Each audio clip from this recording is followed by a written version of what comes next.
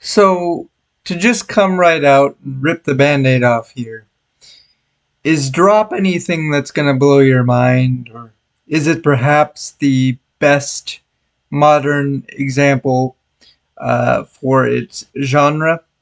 Nah, probably not. But for me, there was quite a bit to appreciate here, and I actually had a lot of fun with it in a simple but effective sort of way. For starters, I'm an absolute sucker for these mystery thriller type movies that spend 98% of their runtime in a singular space, where a person has to discover not only what's going on, but why it is, and of course, who's behind it all. And in this particular instance, it happens in a restaurant. I really enjoyed how grounded in reality and relatable this whole scenario felt. We have Violet, who is a single mother that has survived an extremely abusive, life threatening relationship, and she's just trying her best to get back out there on this horse with this blind date. And but she's doing it all, with this understandable fear of bringing all of that trauma and extra baggage with her into this potential new relationship. And then we have Henry, who is a photographer for the mayor.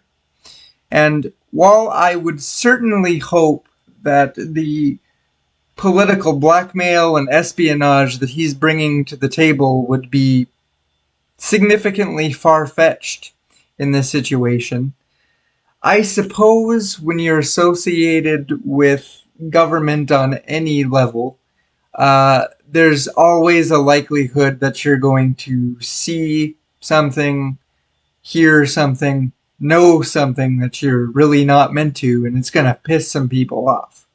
Um, but I really like how this movie builds on itself, having Violet, play the game, so to speak, right? She's having to obey these text messages and things being communicated to her by this mystery person from somewhere in this restaurant who has her son held hostage or at least threatened remotely, all while trying to keep her date afloat and doing it all without raising the suspicions of the other patrons. Um, I really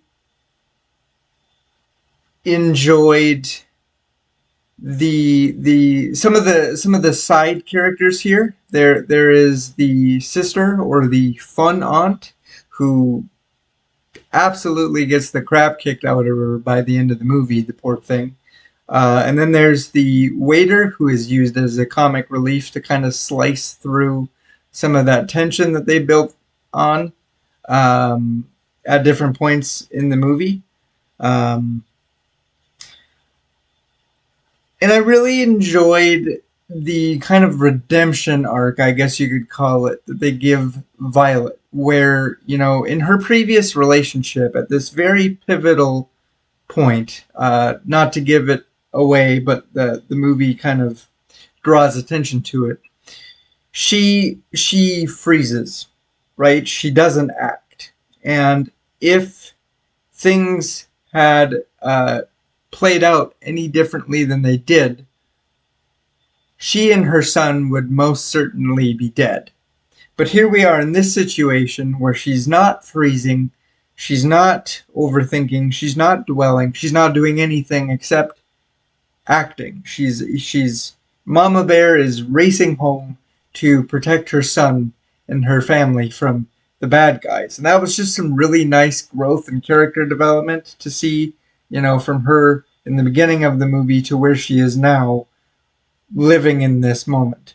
And the whole thing really kind of crescendos into a happy ending where none of the characters we like have to die, but also there's sparks flying between Violet and Henry, and kind of a budding romance going forward, which was really kind of a nice payoff at the end of this thing, in my opinion.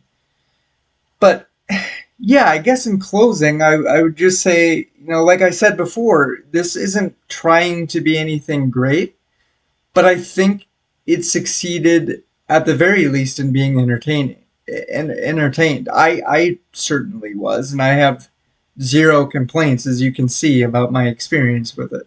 Um, but yeah, let me know what you think. But other than that, that is going to wrap this review up for us, guys. So as always, thanks for watching. Take care of yourselves, and we'll see you in the next one.